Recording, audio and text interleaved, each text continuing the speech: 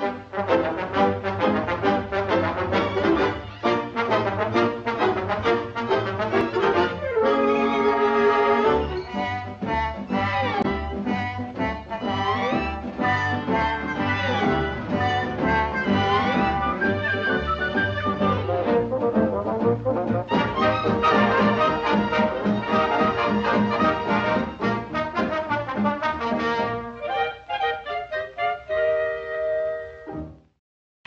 a minute, I tell you, you ain't heard nothing. Hollywood, just the name conjures up scenes of fame and glory. But is it really all about the glitz and glamour? Our goal was to get an overview of the film industry, to give aspiring filmmakers an idea of what to expect. All right, Mr. DeMille, I'm ready for my close-up. What are the stepping stones to get into the business? We attempted to get insight from the insiders. We all go a little mad sometimes. Here's Johnny! What are the personal views of people currently employed in the industry, and what do they see for the future in filmmaking? Do or do not. There is no try.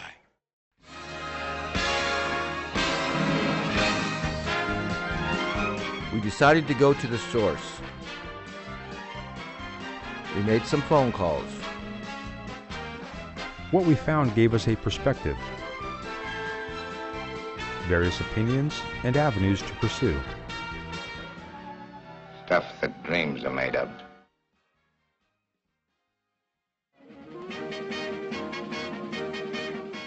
I started out, as I told you, very young like that.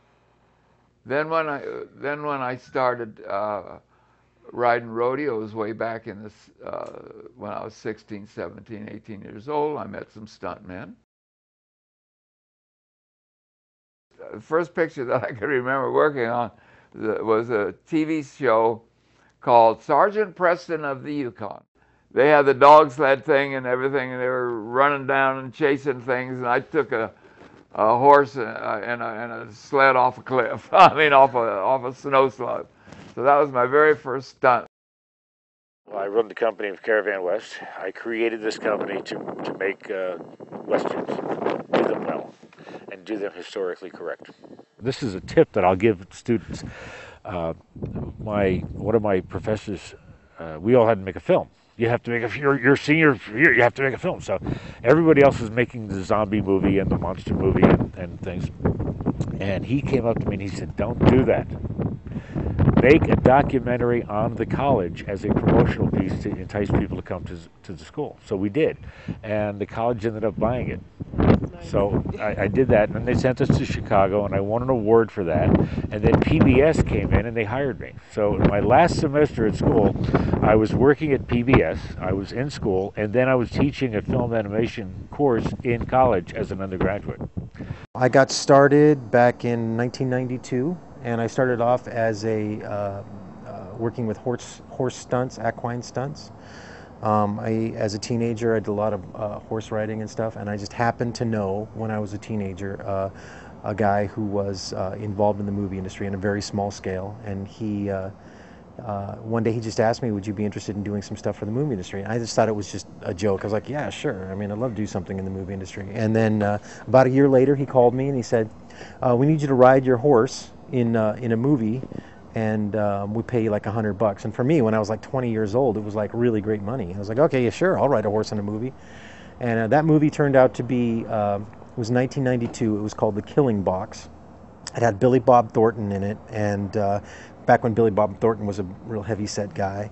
It had a bunch of other actors. It had Adrian Pasdar, and anyway, it had a pretty good cast, but it was a Civil War zombie movie, and I was part of the Civil War crew that was the cavalry group that was following them. That was my first movie. Actually, I met Peter Sherayko on that movie, and I met a whole series of producers on that movie who I've worked with for years.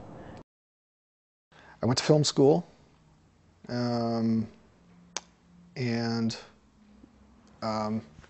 actually even before then, when I was a kid, just had a passion for film. And one of my good friends, when I was we were very young.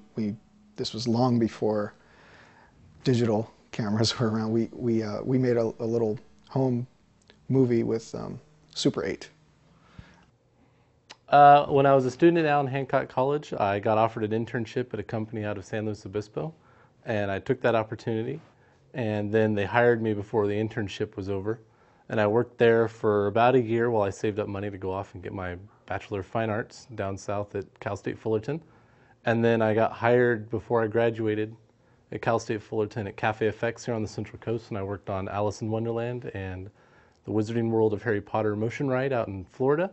And then I went back to the company that I originally worked for when Cafe FX went out of business, and I am now the production manager there. I originally came to film through documentary, being really interested in working on political issues with documentary. Worked on a documentary that was shot in Africa dealing with Namibian independence. Did some post-production work on that, and then I became really interested in social issues. Like my first small project was on Hmong immigrants to Eureka, California, in Northern California, and kind of the challenges that they were facing as immigrants and some of the unique political issues in their background, why they were in Eureka. These people from the highlands of Laos end up in Eureka, California, and it was just really interesting. I mean, film was a way to connect to those issues that you just couldn't do it any other way. So that's what initially brought me to film, and then I ended up going to film school at San Francisco State University and studying mainly documentary. I got the itch when I was in high school and started hanging out at the local TV stations and doing projects with them. And as I got to college, I studied the same thing. Got out of college and went right into the industry. I got very, very lucky. I think the luck goes with if you have friends who work in the industry, you have ways to get into the industry. So, if there's an advice for someone who's young, definitely friendships are the way to get in, which means that, you got to live the life. I started doing makeup. That was my when I first started doing stuff. I was kind of a general filmmaker and did everything myself. I did a lot of, stupid stunt work, setting myself on fire, stupid stuff like that. But I had a big love for makeup, and when I first started, I was doing animatronics for creature shops. So that's why I broke into it. And I just started going by knocking on doors and trying to make friends, and eventually got told. I was actually at a bachelor party, and I was told that a whole bunch of people had just left the blob shop, and I should give them a call. So I called them up the next day. They had a position, and I walked in. It's one of those situations where you've got the portfolio, and you go and show everybody, you running yourself ragged, just trying to get somebody to come in, and then the whole thing happens. It's like hey, yeah, give this number a call here. And you call up, show my portfolio. They don't even look at it. They just told me, hey, you're reporting to Mark Satrakian's back in the back there. Okay. The first thing that you got to do when you're going to break into the industry, and break in is not necessarily a term, people tend to work their way into it. First off, you have to just be fun to be around. In this field specifically, you're going to be working with a lot of people who would classify themselves as nerds and geeks and come from that kind of background. And if you can't associate yourself with them, then they're probably not going to want to work with you, which is going to make it really hard getting a job. So the first thing that's going to get you a job is your portfolio. So your portfolio gets you the interview, and then the interview gets you your job. And by the time they call you in for an interview, they are pretty sure you can do the work, that you're technically capable of doing it.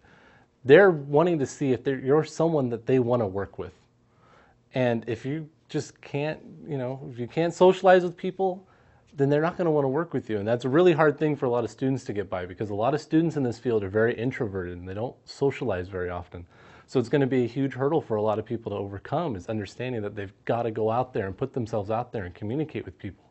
And what's really funny about this business, getting off of the subject here, is that people that you work with, if you like them and if they like you, you'll continue to work with them for years. You make contacts just on jobs that you'll continue to work with over and over again. Likewise, if you do a bad job on the show, you'll never see those people again as long as you live.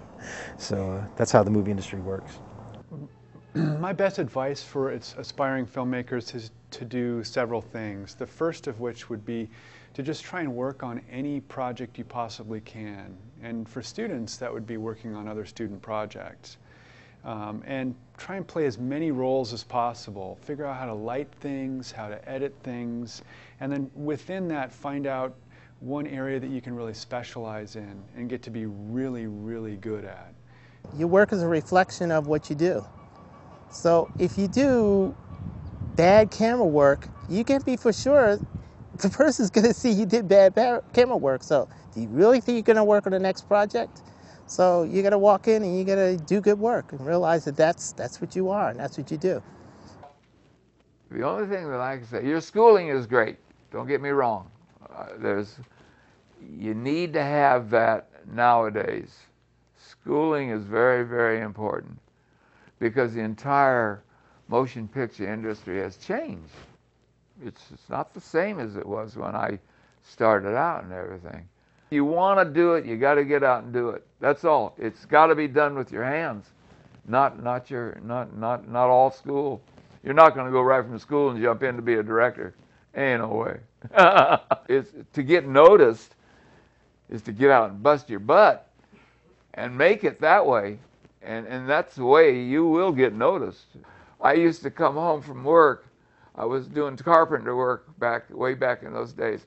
I had a family to feed. I'd come home at 3 o'clock in the afternoon, run in, shower, shave, put on a suit, and I was hitting every agent in town by nightfall. Come back and do the same thing the next day. It's really hard. I tell everybody who comes into this business, be in film because you love film. Not because you want to get rich, not because you want to get famous, not because you think that it's going to be fun, because it's not. It's a really, really tough industry to work in. It's a tough industry to survive in. I mean, I've been in this business 20 years now. 92 I started, 20 years. And it's still hard for me. But I see some of these movies where they put it, the actor in a little space suit with all the little connections on it, and he's floating around in front of a green screen. But that's an exciting thing to do because you have to be able to get your character and do that. So it's a challenge as an actor. But to me, is it really great as far as character goes? I don't know. You can put all the images you want on a piece of videotape, but there is no heart and soul and feel. You can't look in their eyes like a Paul Newman and see that blue come out. You can't see this thing. You can't feel it. For every CGI character, I've actually heard this argument a lot. People going, well, actors are going to be a thing of the past pretty soon.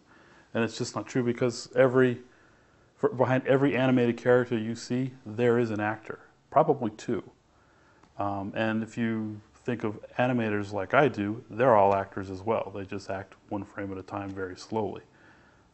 So for every CGI character that you see, there's at least a team of 6 to 10 people that are fundamental to make that character work.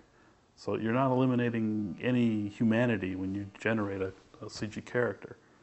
And recently we've seen just a retooling of films as back and forth of as more sequels and action-packed movies, and not a lot of originality going on these days. And that's a lot of what you hear people, it's a retreading of films or remaking instead of making new quality products. So I'd like to see more, the writing coming back and more original stories coming back into the theater.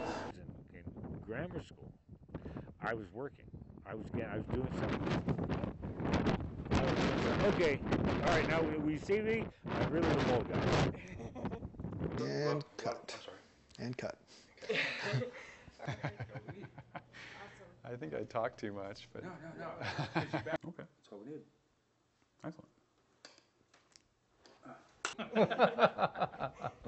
Yeah, you can't walk through the lights. Anybody knows that. All right. Camera falling. Camera fell. You want me to look up at you, or you want to be down towards the camera?